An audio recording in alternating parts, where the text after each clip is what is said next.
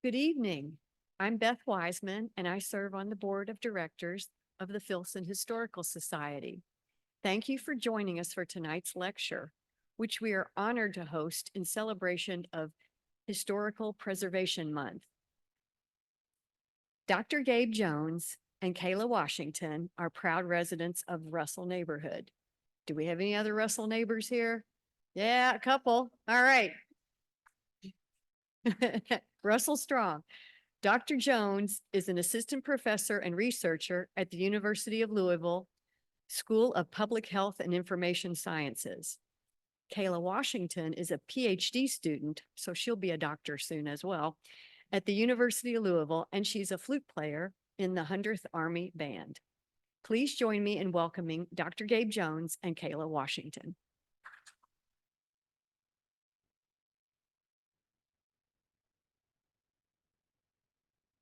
Thank you for that lovely introduction. I'll make sure I'm not too close to the microphone. So, as she said, we're going to be presenting today our concept Remaking a Mansion, Preservation and Parallels. So this is what we're going to be going through today. Here's our little agenda. So first we'll talk a little about who we are, our introductions. How do we get here? How do we get in this room with all these lovely people today? What is the neighborhood history? We're going to talk a little bit about the house history and kind of how that intertwines with the neighborhood history. I'm sorry, I got distracted. My bad. Okay, the before and after pic, so you can see kind of what the house looked like when we bought it. It's on some midway pictures, and then what it looks like now. Some of the challenges we've encountered along the way, as you can imagine, in a house this large and this old, there's definitely been some challenges. Then we'll talk to you about some of the victories we've had, including some we've been assisted to with many of the people that are in this room today. And what are our next steps with the house, with what we suggest for policy and practice around the city, and then we'll do our question and answers.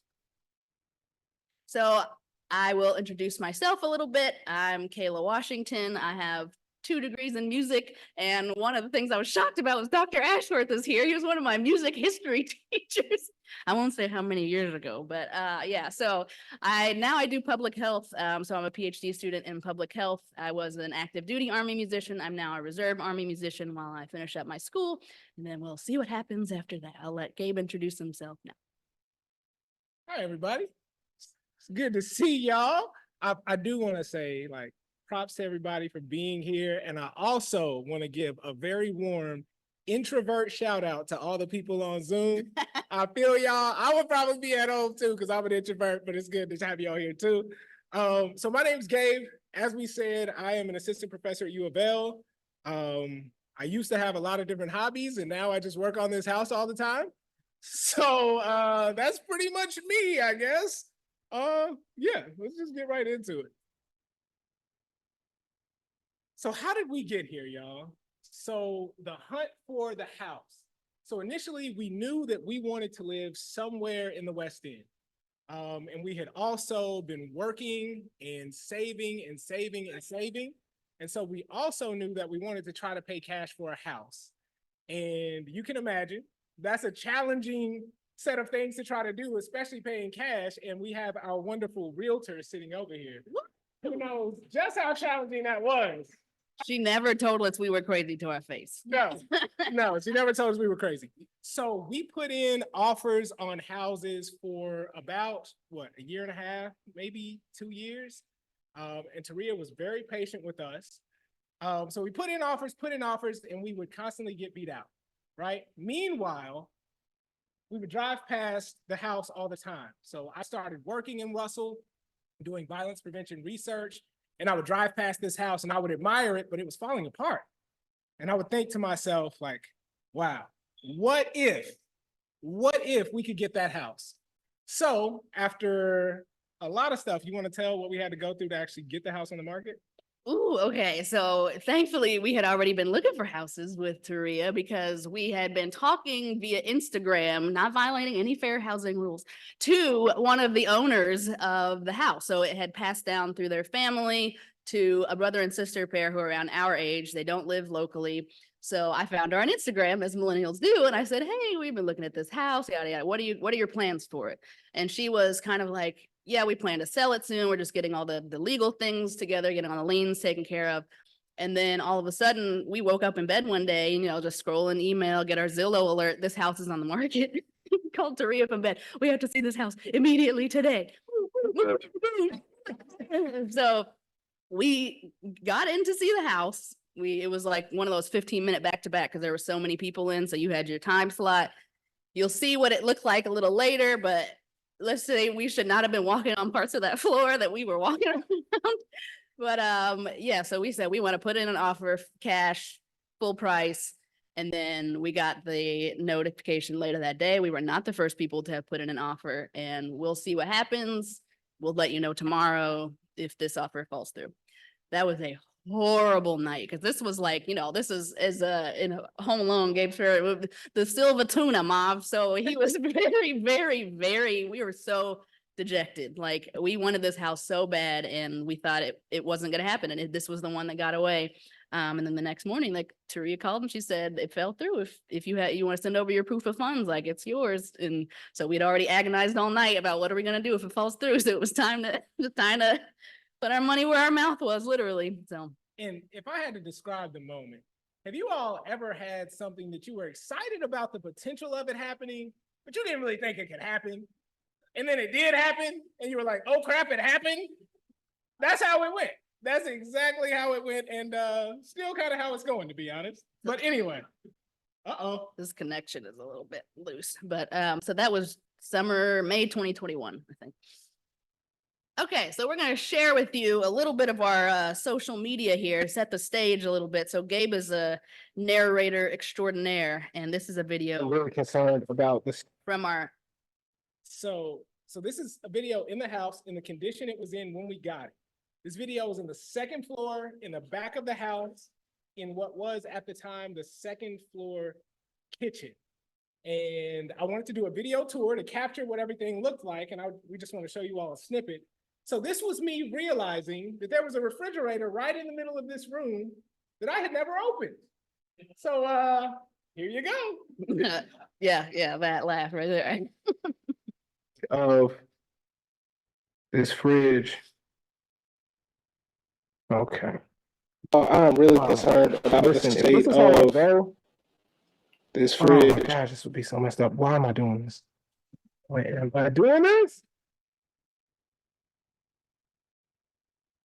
Okay. Okay. That is not apple juice. So I'm just aiming the camera in there because I just can't put my face in that. So, okay. That looks like either the Sprite ate through the can or recreational drug use.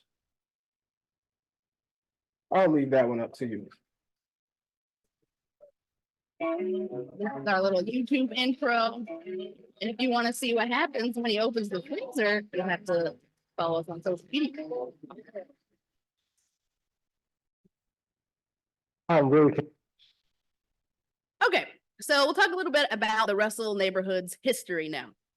So these gorgeous, opulent mansions, you might think, oh, they're right around here in Old Louisville. They're not. These are on Chestnut and Muhammad Ali.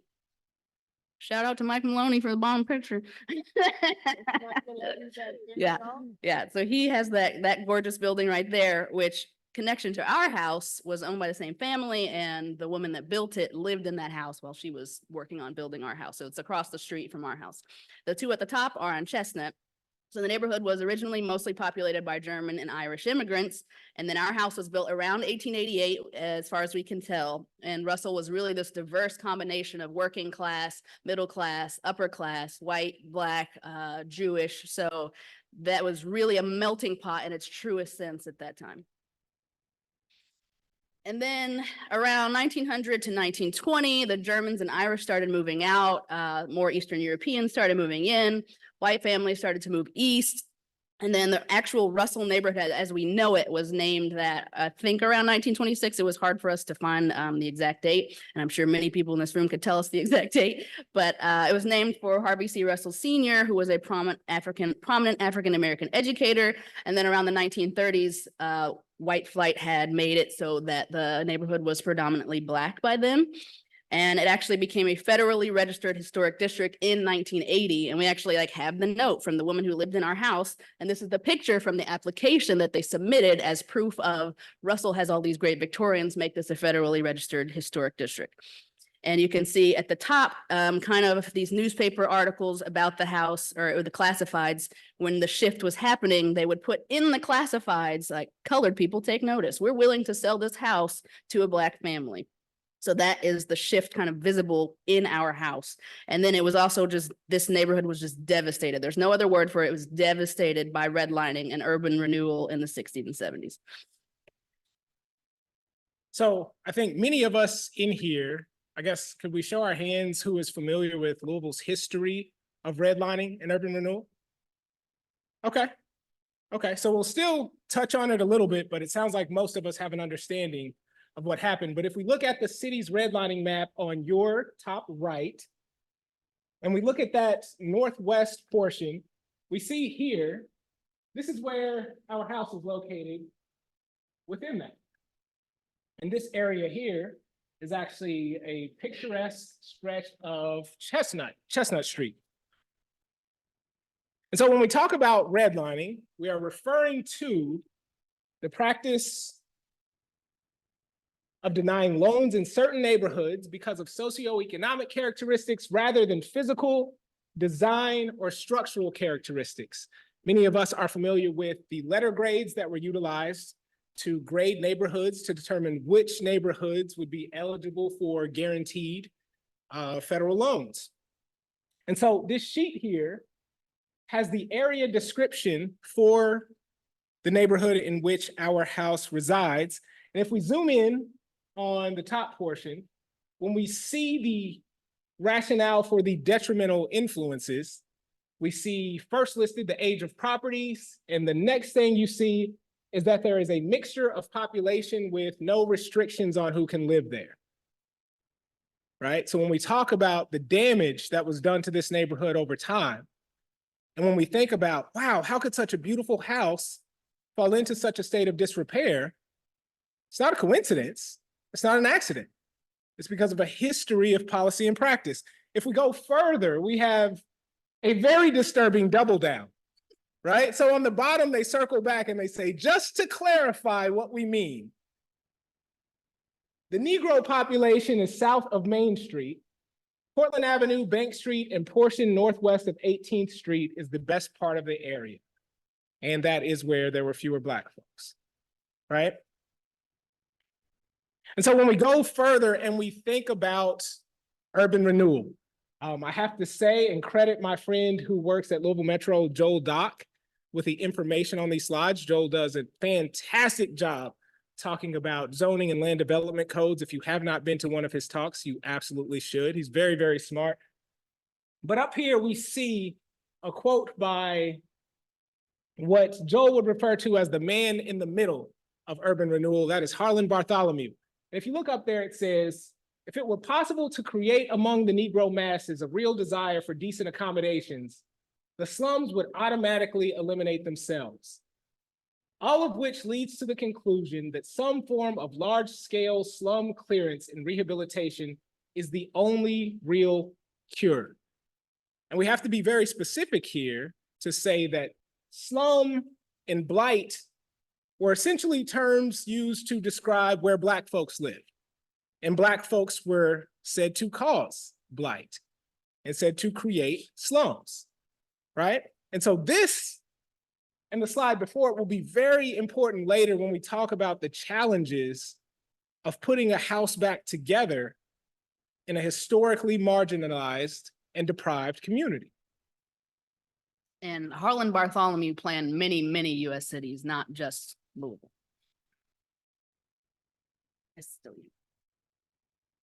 And so this is just an example of what urban renewal did to this stretch of what was at the time Walnut Street, what is now Muhammad Ali Boulevard.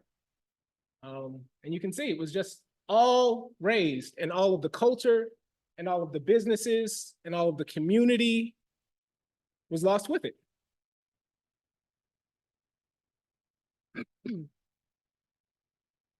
I won't say all of the culture and all of the community. There's a whole lot of culture and community left, but they tried, right?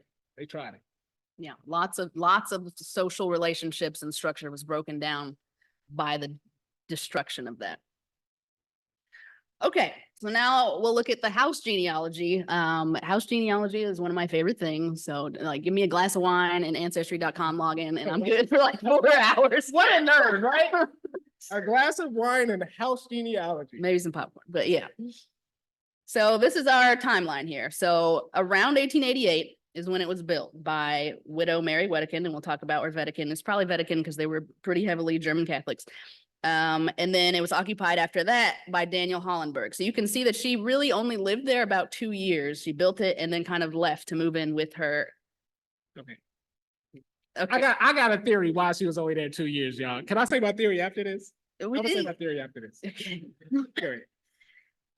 Okay. Okay. Stop it. I'm sorry. I just want to do my theory. So ever the academic. So Daniel Hollenberg moved in about 8 years. He didn't own the house though. It seems like she just kind of like let him live there. And we'll tell you that why in a second. Henry Hurdle, that was another German family that moved in 1898. He died in 1920 while his family was occupying that, but they were there for a pretty long time. And then the Ebbs family is the first Black family to have moved in. I heard a rumor from, because there's lots of people that know this family around town. And when you talk to them, like you always get new information. Someone said that the person that bought it for a gold bar. Is that true? Who knows? But it's a great story. But they bought it in 1926, 1925-ish, and they occupied, or they owned it until we bought it in 2021. So for almost 100 years, this single Black family owned this house. And then there's us, the Washington Jones family, although he said it should have been Jones Washington, but I disagree. That's the man. Okay. So you can talk about your theory on the next slide. Okay. So you can see here, this is the land transfer in 1887. So this is why we think it was built in 1888. So she actually bought the land from the house next door to us. That house is still standing. We're friends with the guy that lives in that house now, but the land was bought from those people who were English. This family, the Wedekinds, they were a wealthy German Catholic family. They had lots of different business ventures, but their big one was a grocery, and it was at 6th and Market. That building is no longer there. But so that's where most of their money came from. So she built the house around 1888. She lived there for 2 years. They also had this massive saga play out in the Courier Journal when her kids came of age because her husband died 5 years before she built this house. So she used a lot of that money to build this house. And then her kids later said, we didn't get our share of the estate. So they sued her as the executrix and they lost. Okay, you want to talk about your theory here? You say the will. Okay, so this paper back here is actually her husband's will. And you can see down here in this paragraph, this is what he wrote. The use and residue of my estate, real, personal, or mixed, I give and bequeath to my beloved wife, Mary H. Wedekind, for the care and support of herself and our children, so long as she remains my widow. So, can I do the theory? Yeah, go ahead. Go So y'all ready for my theory? Are y'all ready for it? Okay. So y'all saw she was only in the house for 2 years, right? So my theory is that Ms. Wedekind was like, okay, so he wants to tell me that I only get the stuff in his will as long as I'm a widow, then I'm gonna build a big old house and then I'm gonna sell it. And then I get the money. And that's why her kids would have been mad, right? That is a good theory, right? I mean, I think it's a good theory. So that's what I think happened. Yeah, we actually got this picture from someone who followed us on Instagram. They live in Florida, but it's one of her sons that sued her, I think was her grandfather. And she sent me this picture when I asked, do you have any pictures of her? And this lace shawl right here, they actually have like in a shadow box and pressed. So it's really cool how many people are supporting us on this journey. Okay, next, Mr. Hollenberg. He was a business partner with one of the Wedekinds. So he's the one that got to move in 1891. They owned a tannery. Leather. And then Henry Hurdle. So they were there for a pretty long time. Another German family. He was a butcher. Their claim to fame that played out in the papers was his daughter, I think, was buried at Cave Hill Cemetery, and somebody else buried their dog right next to her. And he found that horrifying, and he sued, and they went back and forth and back and forth to get that dog removed. The dog's name was Billy Hansborough, and eventually the dog did get removed from Cave Hill Cemetery. So don't go looking for Billy Hansborough next time you're I there. appreciate you name dropping the dog. Yeah, I like that name. You know? Okay, so now we're to the Ebbs family, which is the family that owned it before us. So this is a picture of the 1930 census, and that little yellow line right there, that's Gloria. So she's the last person to also have lived in the house before we bought it. So it was empty about 10 years before we bought it. She was on this 1930 census as the 2.5-year-old granddaughter of the guy that bought the house. So this is a picture from Miss Gloria's sorority socialite day. So she went to IU. They were a very social family, lots of things in the Louisville Defender about them, which was Louisville's black newspaper, just out about the town type of people. There's another social event. Miss Gloria is right here. And her brother is right there. Unfortunately, her brother passed away when he was 28 because he moved up to Chicago to work at the post office where he was in a car wreck. But that seems like the reason he moved up to Chicago was he was denied this promotion in Louisville. So he scored the highest on this test. He was supposed to be getting this position, and then people had a fit and said, you can't do this because of XYZ, pulled out these regulations, but mostly they were mad because they did not want a black person to be in charge of all these white post office workers. So the union fought it, they lost, and he moved to Chicago. This is Miss Gloria. So this is the brother and sibling pair that were on that 1930 census. She went to IU. She was an AKA, which is a black sorority. She was also the Defender Society editor. So she did all of the goings on about town for the West End. She also had a column in which she went to different churches around town, and she wrote about her experience at each church. And then this is her son, Warren. So when we cleaned out the third floor, you could tell a teenage boy had definitely lived there because there were like Sports Illustrateds with like 1980s Magic Bird on them and things like that. So that was, there wasn't a lot of stuff left, but finding like little pieces of the family was like so endearing to me. And I sent some of the stuff back that we found, like photo books and things like that. I just reached out via Instagram again and said, hey, you want the stuff back? So here's Miss Gloria. Like I said, she was listed on the 1930 census as the 3-year-old granddaughter, graduated from IU. Huh? Oh, there she is right there, you know, very happy and smiling. And most pictures, she looks like this. I don't know why she wasn't smiling, but I have yet to see a picture she was smiling. So if anyone in here knows her and knows her personality better, please feel free. She was also a piano player. Her piano is actually still in the house in the foyer. We have no idea what we're going to do with it. It's a Wurlitzer console piano from the 60s. If anyone wants to help us out, Dr. Asher. And then she was also a longtime librarian at the Parkland branch. I think a children's librarian specifically. And lots of people talk about that. We actually met this couple on St. James. We were just out wandering around, and she said Miss Gloria gave her first job at the Parkland Library and like took her under her wing and like helped her develop as a young woman and a career person. And so like we found these connections all over the city, and we find it so cool. And then yeah, I will also say, so when we first got the house, we visited a neighbor across the street, and one of the first things she said to us is, she said to Kaila, "You look like Gloria." And it was a weird moment the first time we saw those pictures, because we was like, okay, I can see it.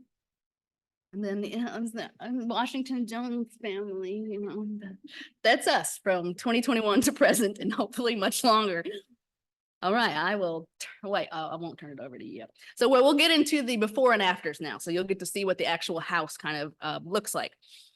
But I thought about this quote. I looked up quotes. Like, what are quotes about? Like, it's better not to walk in knowing everything. And so this quote is much easier to be brave if you do not know everything. And so your mama does not know everything. My mom's in the audience. She knows everything. But neither do I. We know only what we need to know. And this quote is actually like from a book. It's a children's book, but it was my favorite book in 5th grade, Number the Stars. And so like another just universal connection here that I thought was pretty neat. So I will turn it over to Gabe to talk about the house. All right, y'all ready to be stressed out with me? Here we go. Here we go. So in these two pictures, you see two fabulous stained glass windows. They belong, so this window goes there, and this round window goes in that round opening. So there were several stained glass windows that were removed from the house in the time that it was empty, with the help of some folks who live on our block, notably Miss Roa. I don't know if Roa's in attendance online. She helped us track those down at a local salvage company that shall remain nameless. And we had the fortunate opportunity to buy those back. So that is those. We also got back these two windows, this third floor window, and a window that goes on the side there. I think there's 9, 8 or 9. Yeah. So, it's a big house, y'all. And you really notice how big a house is when you got to fix everything. Everything. Nothing will tell you how big a house is than having to fix all of it. All of it. So this is actually an excerpt about this house by Sam W. Thomas in a book that is actually right over there on the table. Page 150, by the way, if you want to see it. Page 150, we checked. So when we got the house, there were 11 fireplaces. All of the first floor doors are 9.5 feet tall. We had to recover those as well. The square footage is tricky because we've seen it listed anywhere from 5,400 to around 6,300. And everybody who measures it says it's something different. So I don't know, but it's a lot. It feels like a lot. Okay, y'all. So this is how most people felt when they first walked into the house. And in retrospect, this is how I should have felt too.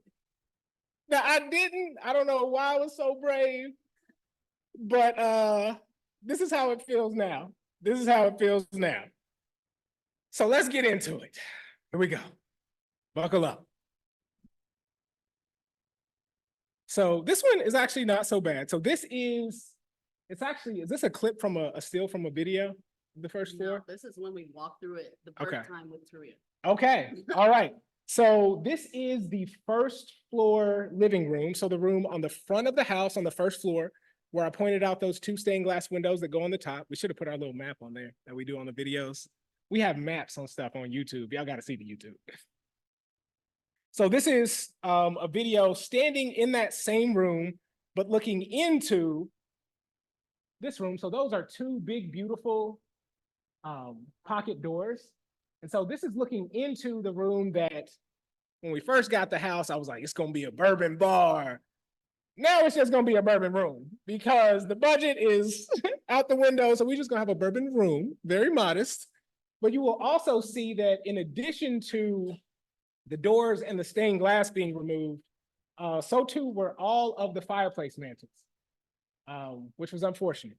We did get, I think, 7 out of 11 of those back. So we're going to have to get creative with a couple of them. So if any of you have some ideas, talk to me after the show. Or mantles. Or mantles, ideas or mantles, yes. And so this is standing in this room, looking back into this one now. This is one of our superstar contractors. His name is Russell Deming. We would not be where we are without him. He's been amazing. And so this was them sitting in the room working the day that we finally unboarded these windows. So this picture was our first time seeing what those windows actually looked like because they were boarded when we got the house. That was like 2 years of darkness. Yeah. And there again are the two stained glass windows that will be returned to their rightful homes there. So this is a room upstairs, and it was piled so high with things that we could not even get into the room. This was the condition it was in when we got it. And since we got to guess, I want to open it up to the room. Does anybody want to guess what color the carpet was in this room? Maroon? We got a maroon? Anybody? Red? Orange? A brown? Okay. Drum roll, please. Green! Green. Yep. We were surprised too. And so we actually spent the first, I'd say 6 or 8 months that we had the house, cleaning out all of the things that were left behind and the things that squatters had just thrown to waste. And it was myself, Kaila, Kaila's parents, who are in the audience today. They braved the mess, y'all. And they were in there in the summer sweating with us, bagging all this stuff up. It was a process. There is no HVAC. No, there is now. We got HVAC Back now, yeah. then it was 120 degrees. Yeah. And so this is standing in that same room, just looking back in the opposite direction. So standing in front of this door, looking the other way. All right, y'all. So this is the primary bedroom, what will become the primary bedroom. And so it actually, if you can believe it, when we got the house, before we got the tarps down, it looked worse than this. So this is an improvement, but the ceiling was completely opened here. And every time it rained, it would just pour in water, which we later learned destroyed a large portion of the floor here and on the floor beneath it. And when we were cleaning out the house, Kaila actually had the pleasure of falling through that floor on the first floor. Fortunately, she didn't fall all the way through to the basement because that portion had a shallow crawl beneath it. But yeah, it was bad. He didn't tell the whole story. Okay, So all I right. said, All right. Gabe. Nobody came. He was Okay. All right. Well, okay. So you all have heard the story of the boy who cried wolf, right? Okay. So when we're in this house, I hear probably 5 to 6 screams an hour, right? And so what, you just get used to the screams and you're like, oh, it's just another scream. But this time it was the scream. I didn't know, but you survived. You're here. You survived. Okay, so I'm sorry, y'all. So the floor was really bad here. So we were thinking once we got all this stuff out, we were going to just have to patch a little bit of floor here. We were wrong about that. We had to pull up all of the floor, which amounted to about half the room. And this is on the second floor of the house. And we also learned, the computer was like, nope, it's too bad. It's too bad. This needs to be censored. So we also learned that all of these joists were rotted and no longer attached to the wall over there. So that's the second floor. Yep. So, and the same was true into this room and really in a larger portion of the house than we recognized. So we had to pull up floors, to jack up those joists, to reattach them to the wall, to stabilize the floors, and then to track down what type of floor this was. It was Douglas fir, by the way. And then we got to reinstall those floors. Fun, so much fun. And this is roundabout what the room looks like today. All right, so looks like a different room.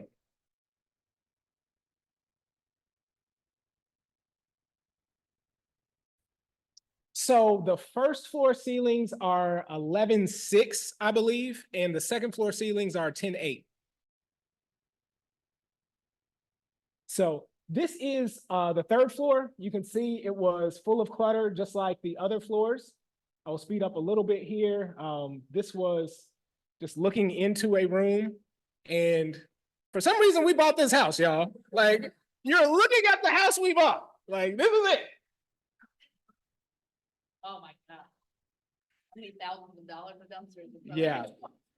I have lost count. So I do know that we got an overage charge because one of our dumpsters was 33,000 pounds. One of them was 33,000 pounds. So, yes.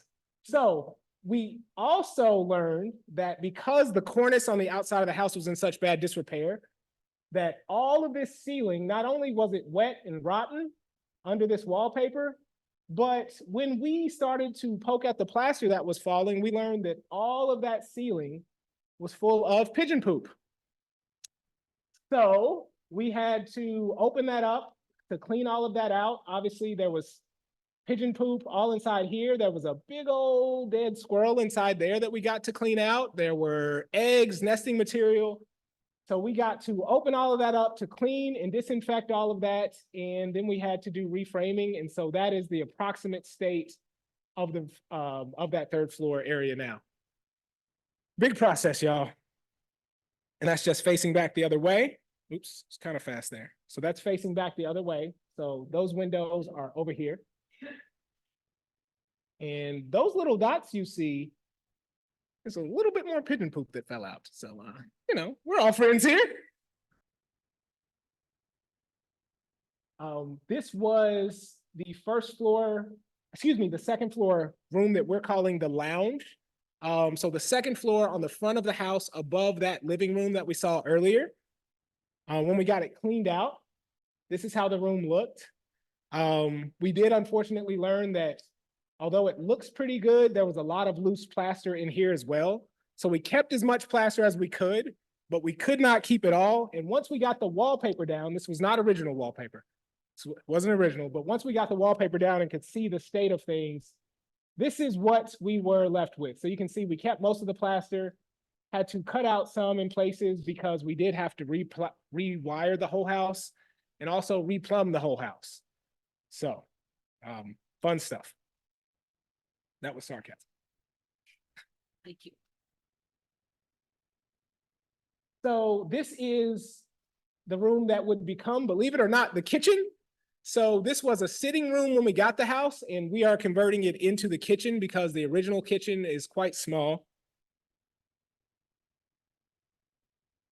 So Yes, it's that just is black mold. Yep, that's mold. I can spot mold now, y'all. I know mold when I see it. If there's nothing else I've learned, I know mold. So if you got a problem at your house and you need somebody to tell you, I can tell you. I can't do anything about it, but I can tell you.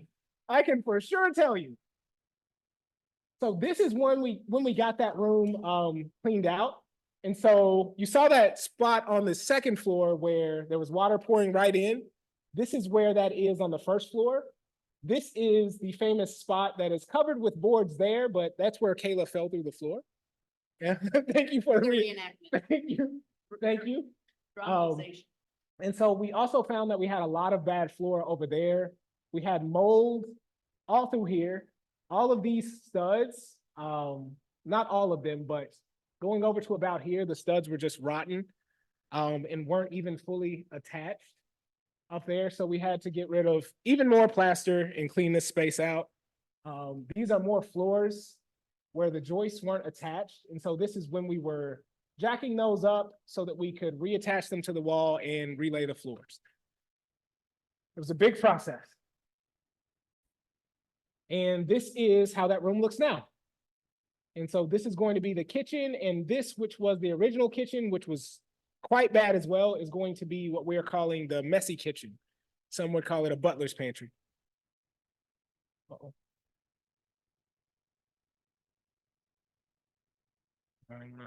Filibuster? Okay. Okay, so here's some of the other things we've done. Gabe kind of went through some of them, but we just want to show you the scope of what we've had to do thus far just to get it safe to continue to work on it. So we had to jack up the floors, as Gabe said. We did a lot of demolition. You want to tell your toilet story while we're here, Gabe? All right, y'all. I'll be brief. So by the time we got to the second floor of the house, I was a pro at demolition. By that point, I had taken out two toilets with my bare hands and a sledgehammer. So I went up to the second floor and I was going to do the same thing to another toilet, and I hit it with a sledgehammer and learned that it was still full. Yeah. So you guessed what it was full of, and you are correct. So that's when I heard a scream, and that's fair. I moved not at the speed of light, I'll say. That's fair. That's fair. This is a picture of the demolition that we had going on there. So we took the plaster down, and then we took the lath down, and then we said, this is taking too long, just do it all at one time. Yeah. We have also had a lot of design services. So we've been working with an interior designer this whole time to help us kind of get the layout of the rooms together, get the lighting packages together, just make sure that the flow is cohesive, but that we're respecting the traditions of the house and bringing modernity to it at the same time. And that is Natalie of Natalie O Design. Yes, wonderful, wonderful designer. Please look her up, NOD. Cornice and box gutter restoration was the most shocking thing that we had to learn that we had to do, because that was the state of it. I mean, it wasn't connected. Okay. It wasn't connected right here.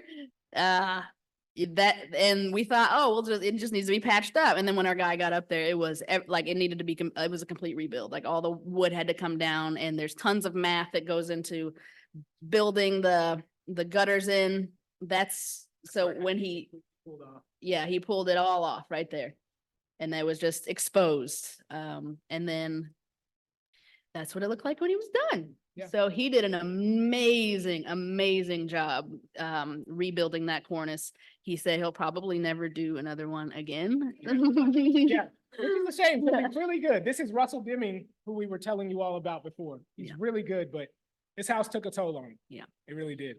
We've also, as Gabe said, we've replumbed it. It's currently finishing up the plumbing, all new electrical, because all that was in there was knob and tube and a few light switches here and there. This is when the electrical company had to come out and put in a new pole, because we had to upgrade to a 400 amp service and our pole wasn't big enough. So they had to do that. So that's the guys being friendly for an Instagram pic. We did ductless HVAC, so no duct work anywhere in the house. It's mini splits, 5 on the first floor, 5 on the second, 3 on the third floor, because we didn't want to disturb the integrity of the house and build chases everywhere and bust through the foundation. We were like, the house has been fine for 140 years. Let's not bust through the foundation. And one quick thing, so if anybody's interested, we found a way to do it only losing 2 inches of ceiling height in one hallway and without having any line sets running around the outside of the building. Because we really wanted to preserve the integrity of the building. So we only had to drop one hallway ceiling 2 inches. Everything else is the same that it ever was. As Gabe said, we typed and reproduced the floor. So it's actually old growth Douglas fir that came from Versailles. That's a picture. All this is new right here. And you can see from, when you look from below, you can definitely see where the delineation happens. Did a lot of masonry work ourselves and someone else that we've hired to do some of the high up stuff, but we learned how to tuck point, and there's Gabe getting the tuck pointing going right there. We also have had millwork reconstructed because so much of it was damaged by the water, and we actually worked on this one right here with our you're gonna be blind with Russell Deming. So he's a carpenter extraordinaire, helped us put that back together. We picked exterior colors with the amazing Deborah. She's right here in the second row. Every time we call her, like, please help us with the colors. We did so many options, but we want to respect the house. And then we ask her questions like, well, what should we do? And she's like, it's up to you. And we're like, no, I don't want that answer. I want you to tell me what to do. But yeah. So I'm going to move quickly through the challenges.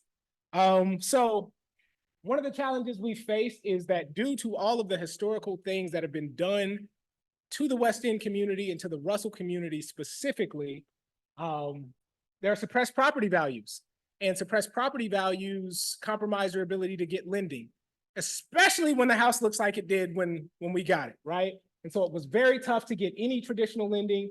It was very tough to get traditional renovation loans because they required that we finish the project in 12 months.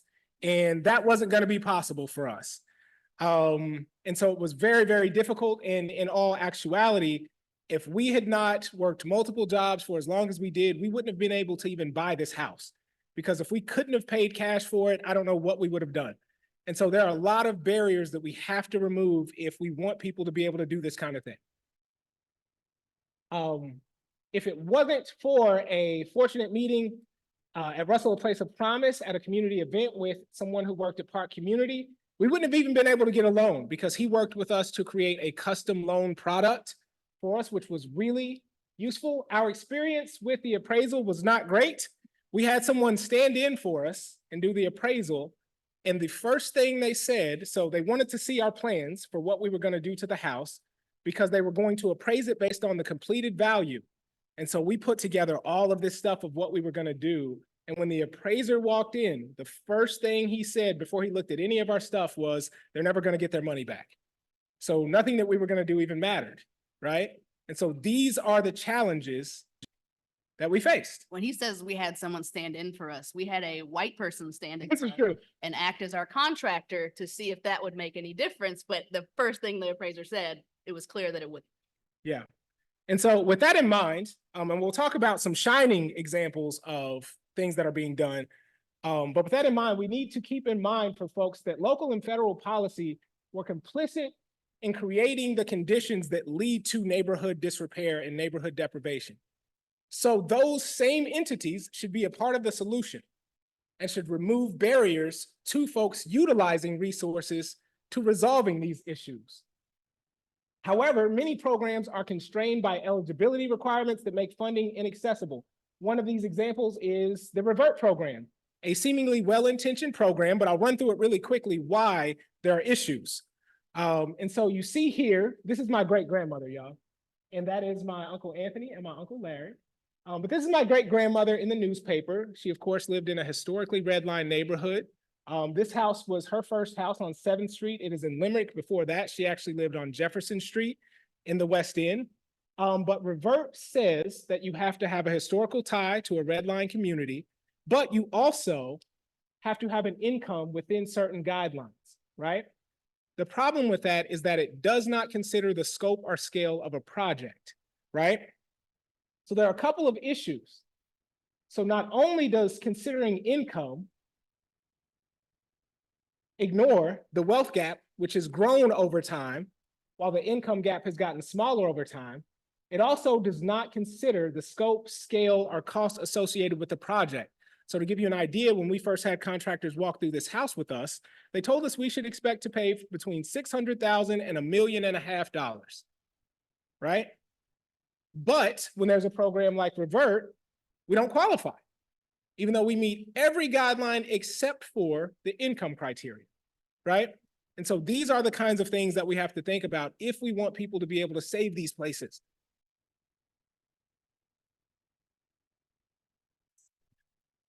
Thank you. So the historic preservation tax credit is great, and the people at the state have been amazing. They've helped us along the way, but the application and the process is a bear. It is not for the layperson. It is not for the faint of heart. You get 30% back in qualified expenses. So 30% of what we put into like electrical, plumbing, et cetera, et cetera. There are 3 parts to the application. So each time you have to sit there and stare at it and be confused and work your way through the anxiety of filling out the application. You have to submit multiple times if you're doing it in phases like we are, and then you have to pay every single time you submit. And then you can see my descriptions here. So they were like, wow, you didn't have a consultant write that? I was like, no, it was me and Google and a glass of wine. I like wine. But they're very like specific instructions for everything. And like we have 6 degrees between the 2 of us, and it was very difficult. And so imagining like someone trying to put together back their shotgun back together and access this program, the barriers are insurmountable nearly. So here we'll get to some of the challenges we faced in dealing with some of the entities in the city. They have repair programs. They have repair programs that are meant to assist in repairing homes, but they are not efficient. There's a lot of red tape. We had to fight 2 years to get the money that we were promised in 2021. And that we eventually got after we physically went and sat in the office multiple times and took our computers, refused to leave until someone would give us answers on where this money went, because they said we had the money disappeared. They gave the money back to the federal government, yada, yada, yada. Following the trail, getting the money was not fun. We're engaged in another battle right now with the city, which we will leave you'll have to watch it on social media because we have it hasn't played out yet. We'll say that. Another challenge is finding historic contractors. There are few left. If you live in Old Louisville, you know there's like a few names. There's this list, and if you can get someone on that list, amazing. They're booked out. There's so few that they can give you prices that they want. The cornice and box gutters was extremely challenging. It took us a year to find someone to rebuild the cornice and box gutters. Meanwhile, like rain is just pouring into the house. So we begged Tom Boone, who is like one of the few people that does this copper work. We said, please, please, please, please, please, Tom, please come out of retirement or his semi-retirement and do our gutters because we can't find anybody else. And we know he's the best in the business. So he did it. We love him. We're so grateful. And no one does the carpentry and the metal work. So I'm going to skip ahead a little bit. So we talked about the things that we recovered from the salvage place, which was things like the trim, the doors, the stained glass, the fireplace mantles. We have learned a lot out of necessity. I am GCing this project out of necessity. So yeah, and we see sacrifices, a lot of sacrifices. So we did want to skip ahead to the victories as we wrap up. So we have had a lot of folks rally around us. We talked about the challenges associated with securing funding. There are also glowing examples of what folks are doing, and an excellent example is what Vital Sites is doing to support folks who are doing exactly what we do and what they do outside of our project to save old buildings. And we have folks from Vital Sites here today. We are very, very, very grateful for you all, and we would not be able to do this without you all. So please look into the work Vital Sites is doing. Kaila mentioned our designer, Natalie O. We've had a lot of press. We've met a lot of new neighbors, and the community has been fantastic. The community rallying around us has reminded us why we love the Russell neighborhood and the West End so much. It is because of the people. We are also working on a TV show that is documenting the process. It is on a major network. We can't say what yet, but we're about halfway through filming the show. We have had to work on our communication skills. They have grown, and we have found preservation people like Rusty or Russell Deming, who we couldn't do this without. So here are some of the policy things that we believe should happen, just about inclusive guidelines and requirements for folks who want to be able to do this work because it is important work. Simplifying the historic preservation tax credit application, ensuring that programs to repair these places are efficient. There's some things we still have to do. I wasn't ready to go forward. I know. So I want to make clear, like these two pictures right here. So the mayor came and visited us for a press conference at the bottom, like Vital Sites, lots of people, lots of press. The picture at the top is a house on Chestnut that is currently just, it's falling apart. We know people that want to purchase that house, own or occupy, but the red tape is so thick that it's just currently day by day falling apart, falling apart, falling apart. So there are kind of two realities. I won't say talking out of both sides of your mouth, but I would say that there are, it's not going the way it should be going. So the policy definitely needs to change.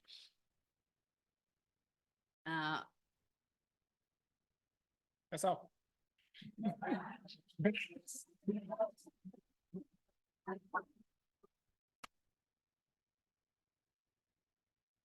So these are our social medias. If you have Instagram, Facebook, or YouTube, you can follow us on there.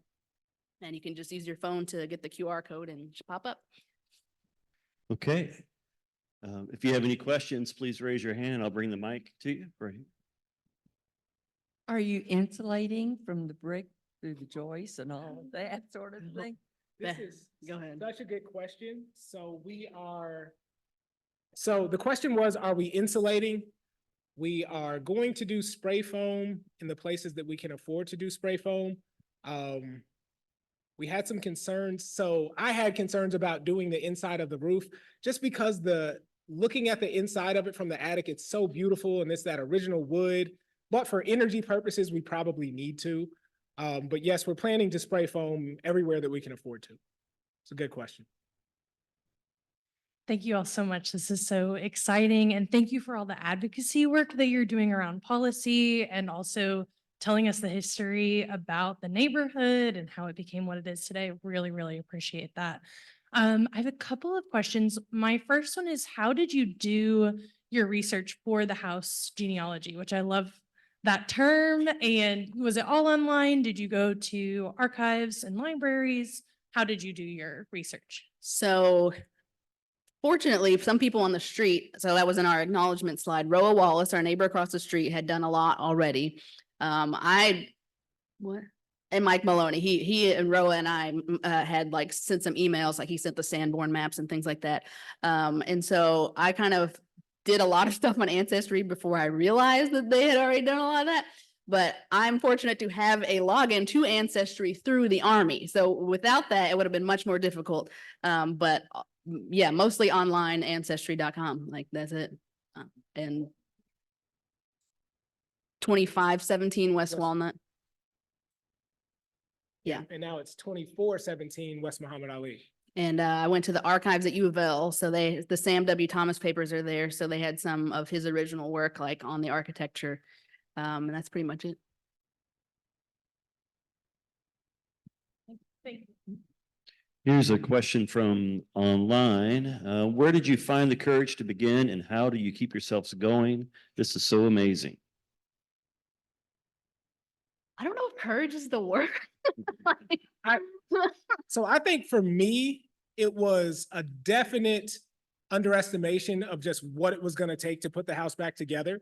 And I had admired the house for so many years prior to even getting to walk inside it that took over everything else. And I think for me, it was also about the neighborhood because we love the Russell neighborhood so much and so deeply.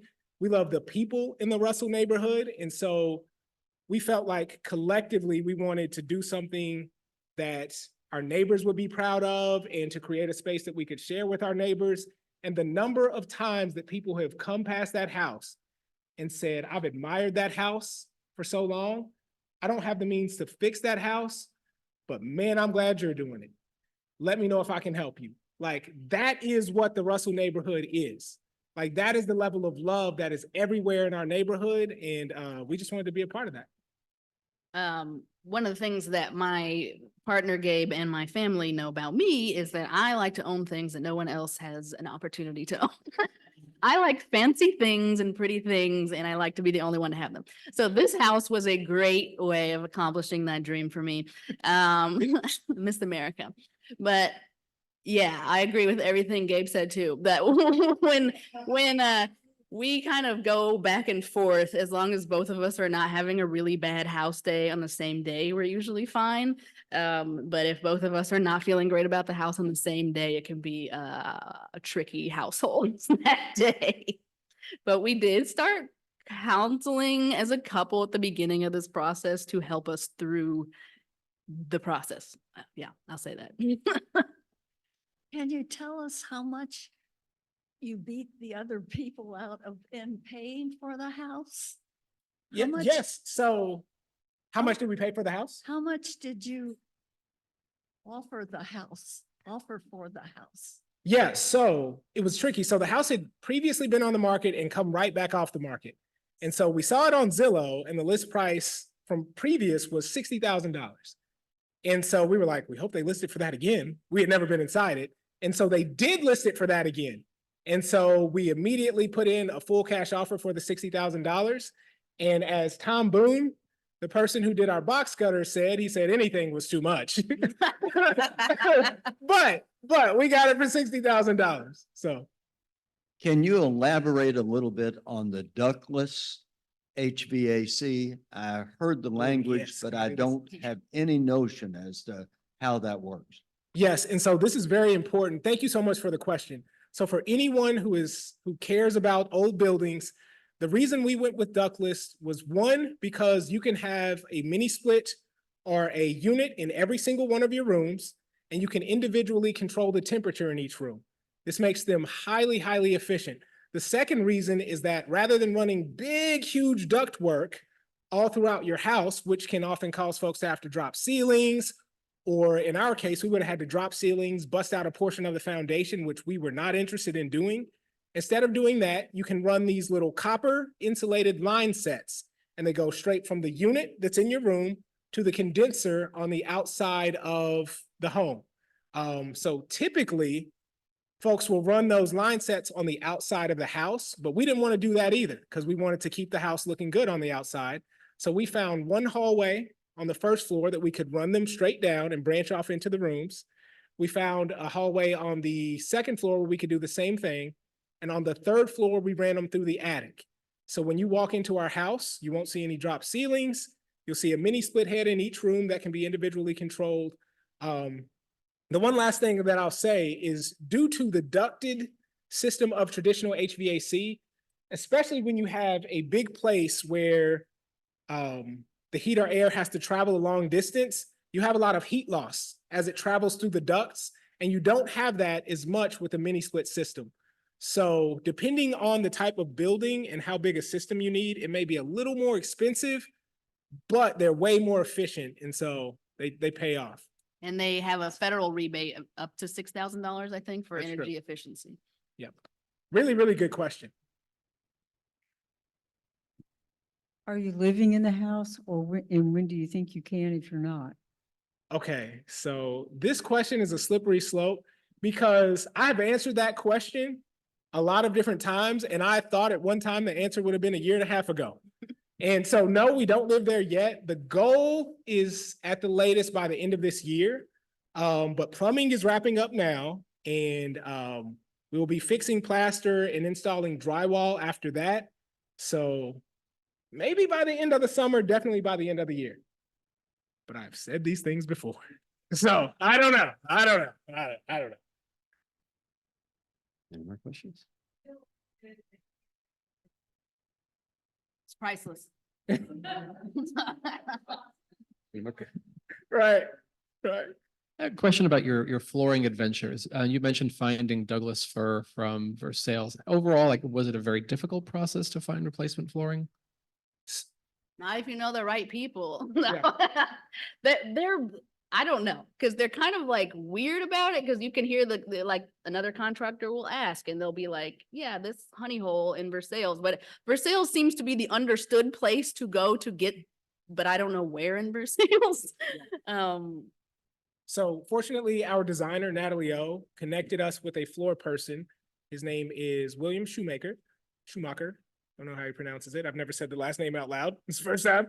But he was able to both type and track down the flooring for us. Prior to that, we had our contractor superstar, Russell Deming, who did the cornice. He was actually recreating each of the tongue and groove floor slats by hand from old barnwood. And so he was doing that piece by piece until we were able to track down the actual Douglas fir. Another really good question. Yes, ma'am.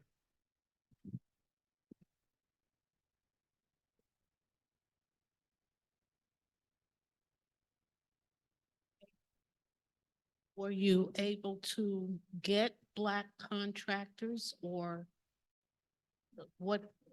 Could you talk about that? I am. Absolutely. I've lived in the Shawnee neighborhood for, I guess, about 35 years, trying to, modernize or whatever.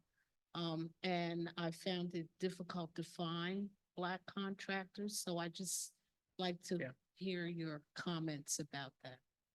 That was really, really, really difficult for us. So yes, we were. So we found a Black contractor for window restoration that we were working with. We had several Black contractors that were GCs that we had out to the house. And this wasn't just the case with these two individuals, but we probably had about 4 or 5 general contractors who came, they saw the house, they saw the scale of the project, and then we never heard from them again. So that happened to us several times. We did find a general contractor team, and I'll just say their name. They're called GCU, and it is a Black man and a white man, a young Black man and an older white man who are working together. They co-own a business, and so those were the GCs that we were working with until we had to come to the realization that we couldn't afford for them to do everything. It was just too expensive. So we were working with them on some things, and then other things we've had to GC ourselves. It's a really good question. But I want to comment on the lack of contractors. It's not because they just don't want to be contractors. It's the same reasons that Black people are not found in many different professions. There have been so many historical barriers to someone starting a family business 100 years ago and then their sons continuing it today. So it's not that they're not out there, it's that the supports and the structure to support them has not been in place. And so there just aren't as many. Yeah.